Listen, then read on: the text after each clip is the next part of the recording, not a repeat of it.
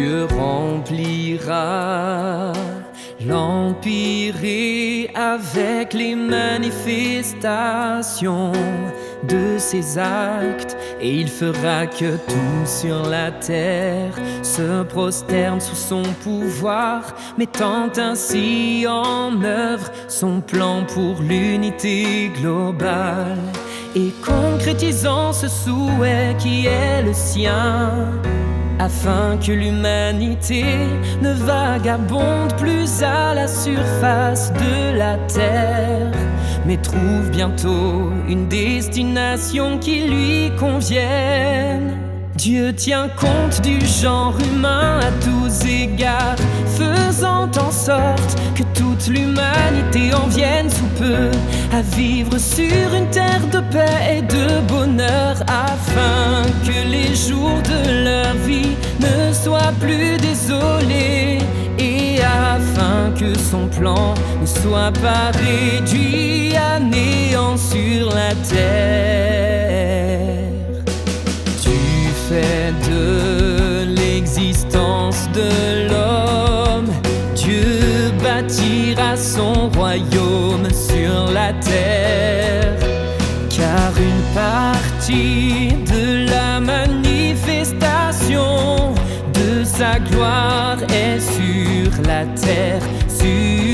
terre, au-dessus des cieux. Dieu rectifiera sa cité et il renouvellera ainsi tout, en haut comme en bas. Dieu fera de tout ce qui existe au-dessus et en dessous des cieux une seule unité, de sorte que toutes choses sur la terre seront unies à tout ce qui est aux cieux. Voilà le plan de Dieu, c'est ce qu'il accomplira à l'ère finale, que personne n'interfère avec cette partie de son œuvre.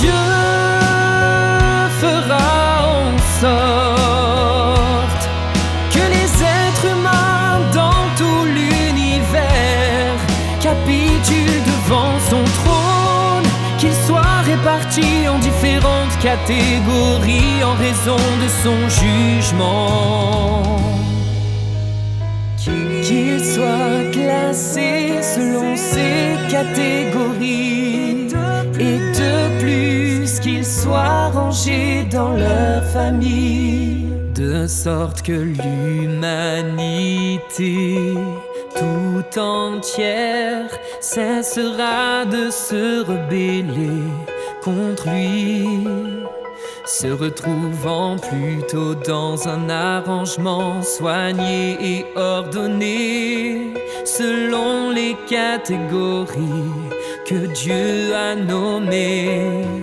que personne ne se meuve à sa guise.